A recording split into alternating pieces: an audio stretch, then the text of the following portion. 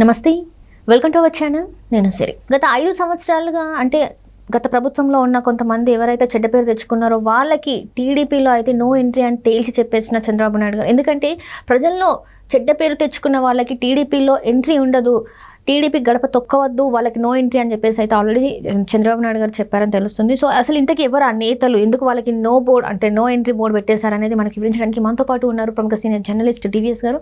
నమస్కారం సార్. నమస్తే అమ్మా. సార్, ఇప్పుడు టీడీపీలోకి చాలామంది వైసీపీ నేతలు వెళ్ళాలని చూస్తున్నారు.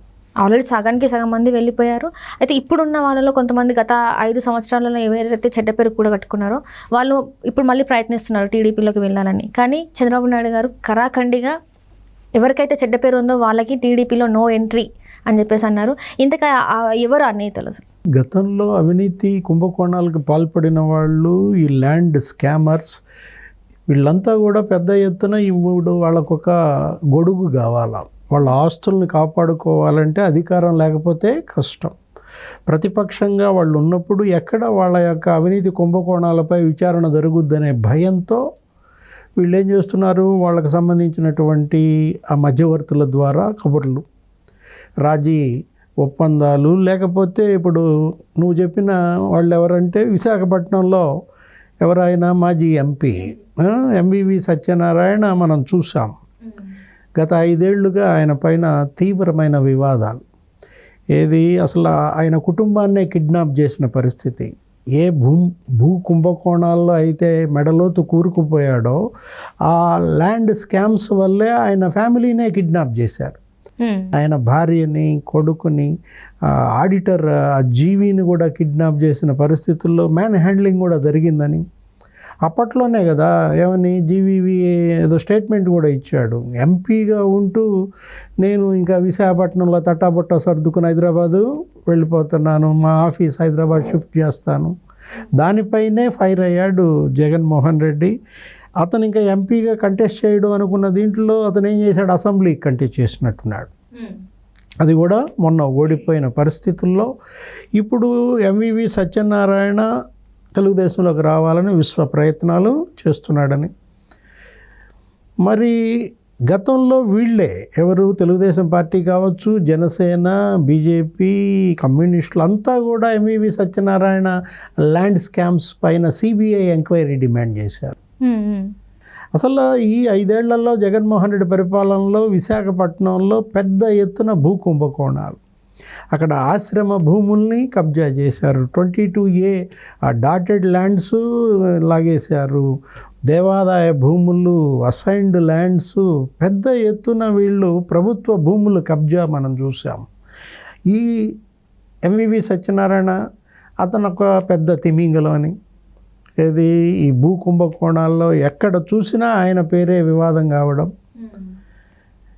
విజయసాయి రెడ్డి అక్కడ వైసీపీ ఇన్ఛార్జిగా మొదటి 3 ఏళ్ళు, తర్వాత 2 ఏళ్ళు వైవి సుబ్బారెడ్డి, ఇటు ఎంపీ ఎవరు ఎంవివి సత్యనారాయణ, అతను ఒక మంత్రి, కోడిగుడ్డు మంత్రి ఎవరైనా గుడివాడ అమర్నాథ్, వీళ్ళంతా పెద్ద ఎత్తున కుంభకోణాలకు పాల్పడ్డారని. 30,000 కోట్ల విలువైన భూములు వీళ్ళు కబ్జాలు చేశారన్న దాంట్లో వీళ్ళ 3-4 మీదే నీకు 27,000 ఎకరాల భూములు కబ్జా చేశారని. దానిపైన జనసేన సిబిఐ ఎంక్వైరీ డిమాండ్ చేసింది, ధర్నాలు చేశారు. ఇప్పుడు హయగ్రీవ ల్యాండ్స్ ఉంటుంది, జగదీశ్వరుడు, అది ఇప్పటిది కాదు, అది ఎవరిది, వృద్ధాశ్రమాల కోసం పెట్టుకున్నది. అది రాజశేఖర రెడ్డి ఇచ్చిన భూమి, దాన్ని వీళ్ళు కబ్జా చేసి మొన్న లేటెస్ట్గా ప్రభుత్వం మారినా కూడా జగదీశ్వరుడు ఏం చేశాడు, కంప్లైంట్ ఒకటి ఇచ్చాడు. ఎంవివి సత్యనారాయణ నేడో రేపో అరెస్ట్ అంటున్న నేపథ్యంలో ఆయన్ని, ఆయన భార్యని బెదిరించి ఆ ల్యాండ్స్ లాక్కున్నాడని, అక్కడ కట్టుబడులు, కన్స్ట్రక్షన్స్, ఎట్లా ఫోర్జరీ డాక్యుమెంట్స్, తన భార్య సంతకం కూడా అతను ఫోర్జరీ చేశాడన్న నేరారోపణలు, ఇవన్నీ రుజువు అయితే మరి ఏం జరుగుతుంది? ఎందుకంటే ఇప్పుడు అదొక్కటే కాదు, అక్కడ ఉన్నటువంటి ఆ జిఎన్సిసి ల్యాండ్స్, క్రిస్టియన్ మైనారిటీ భూములు పెద్ద ఎత్తున వాళ్ళు కబ్జాలు చేయడము, కన్స్ట్రక్షన్స్ బిగిన్ చేయడము, విల్లాలు అమ్మేసుకోవటము, ఆ తర్వాత అసలు టీడీఆర్ బాండ్స్ స్కామ్, 500 కోట్ల విలువైనటువంటి ఆ భూమిలో వీళ్ళు ఆ భూమిని ఏదో జీవి అక్కడ ఉన్న కమిషనర్ రాజాబాబు పైన కూడా ఇప్పుడు గనక విచారణ జరిగినట్లయితే వీళ్ళందరూ కూడా మరి సువ్వలు లెక్క పెట్టాల్సిన పరిస్థితి వస్తుందన్నమాట. విజయసాయిరెడ్డి ఆరోపణలు చేశాడు కదా ఎవరిపైన, ఎంపీ ఎంవివి సత్యనారాయణ పైన. ఇద్దరి మధ్య కోల్డ్ వార్ నడిచింది చాలా.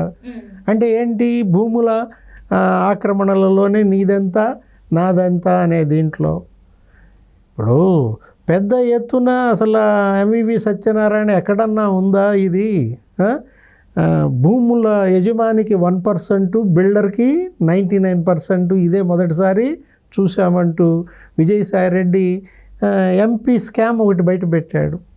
కూర్మన్నపాలెం భూముల్లో పెద్ద ఎత్తున ఇతను ఏ విధంగా అక్కడ ఆ యజమానులకేమో 1% షేర్ ఇచ్చి 99% షేర్ ఎవరికి, బిల్డర్గా ఎంవివి సత్యనారాయణ తీసుకున్నాడు అనేది ఎవరో అంటే అది వేరే విషయం. విజయసాయిరెడ్డి దాన్ని క్వశ్చన్ చేసినాడు. ఏది, కూర్మన్నపాలెం భూముల కుంభకోణం, దాని గురించి కూడా మాట్లాడదామా అన్నాడు. ఇద్దరి మధ్య సవాళ్ళ దీంట్లో అంటే విజయసాయిరెడ్డి కూతురు ఆ తుర్లువాడ కొండ ఏదో ఆమె ఆక్యుపై చేసి అక్కడేదో ప్రైవేట్ వర్సిటీ పెట్టాలని. ఇప్పుడు గుడివాడ అమర్నాథ్ అయితే అనకాపల్లిలో పెద్ద ఎత్తున స్కామ్స్ పాల్పడిన దీంట్లో 10,000 ఎకరాలు అతను అక్కడ కొల్లగొట్టినట్టుగా అనకాపల్లి ఎమ్మెల్యేగా గుడివాడ అమర్నాథ్ పైన తీవ్రమైనటువంటి ఆరోపణలు. నిన్న కూడా మనం చూసాం, అతను ఏదో ఆక్రమించి కట్టుకున్నటువంటి షాపింగ్ కాంప్లెక్స్, దాన్ని కూడా కూల్చేస్తారని కూడా మనం నోటీసులు ఇచ్చిన దీంట్లో గాజువాక గుడివాడ అమర్నాథ్. వీళ్ళంతా గతంలో మరి అధికారం కళ్ళకి కమ్మినప్పుడు, కళ్ళు నెత్తికెక్కినప్పుడు తెలుగుదేశం వాళ్ళ భూములన్నీ భవనాలన్నీ కూలగొట్టారు. మనం చూసాం జగన్మోహన్ రెడ్డి సీఎంగా గీతం వర్సిటీ భవనాలే కూల్చేసిన పరిస్థితి. అయ్యన్న పాత్రుడు ప్రహరీ కూడా ఏదో ఒక అడుగు ముందుకు వచ్చిందని పగలగొట్టిన పరిస్థితి. సబ్బం హరిని నానా వేధింపులకి గురి చేశారు. పల్లా శ్రీనివాసరావు ఇప్పుడు తెలుగుదేశం పార్టీ అధ్యక్షుడు, ఆయన షాపింగ్ కాంప్లెక్స్ కూల్చేశారు. అవన్నీ గతం. ఇప్పుడు ఆ పాపాలన్నీ శాపాలుగా మారి ఇప్పుడు తరుముకొస్తున్న దీంట్లో వీళ్ళంతా మరి సురక్షిత గమ్యస్థానంగా దేన్ని తీసుకుంటున్నారు, తెలుగుదేశాన్ని తీసుకుంటున్నారు. మరి అది ఇవాళ షెల్టర్ జోన్గానో సేఫ్ జోన్గానో వాడుకుందామన్న ప్రయత్నం. ఎప్పుడైతే ఈ ఆడిటర్ గన్నమనేని వెంకటేశ్వరరావు, ఈయన ఎంవివి సత్యనారాయణ ఇలాంటి వాళ్ళు పార్టీలోకి వస్తామంటున్నారండి అని ఆ వర్తమానం తెచ్చిన ఆయన మీద చంద్రబాబు ఏదో ఫైర్ అయినట్టుగా మనం ఈ మీడియాలో కథనాలు చూస్తున్నాం. ఇప్పుడు చెట్టు పచ్చబడ్డప్పుడు ఇవన్నీ వచ్చి వాళ్తాయి. అదే తెలుగుదేశం పార్టీ కష్టాల్లో ఉన్నప్పుడు వీళ్ళు ఎక్కడున్నారు, వీళ్ళు ఎన్ని ఆరోపణలు చేశారు, ఏ విధంగా తెలుగుదేశం పార్టీని ఇబ్బందులు పెట్టారో మనం చూసాము 5 ఏళ్లలో.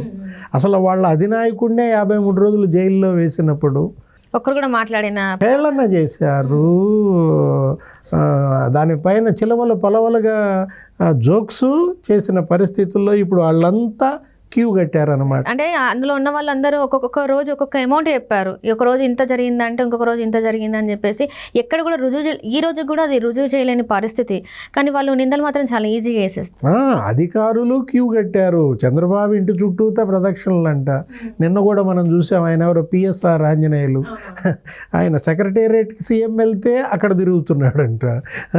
ఉండవల్లి ఇంట్లో ఉంటే ఆ ఉండవల్లి కట్ట మీదే తిరుగుతున్నాడంట. ఇప్పుడు నిన్న ఇక్కడ జూబ్లీ హిల్స్లో హైదరాబాదు సీఎం, తెలంగాణ సీఎం చర్చలకు వస్తే ఇక్కడ వాలి ఆ గేటు దగ్గరే ఉంటాడంట.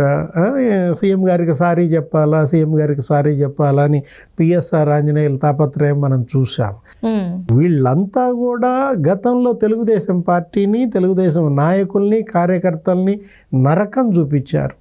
ఇప్పుడు వాళ్ళంతా చంద్రబాబు ఇంటి చుట్టూతా ప్రదక్షిణలు చేస్తున్నారు. రెడ్ బుక్ ఉంది కదా, ఇప్పుడు ఈ రెడ్ బుక్లో వీళ్ళ పేర్లన్నీ మరి నమోదైన పరిస్థితుల్లో ఎవరైనా సరే తప్పు చేసిన వాళ్ళు శిక్ష అనుభవించగా తప్పదన్నమాట. Right sir, thank you so much sir. నమస్తే.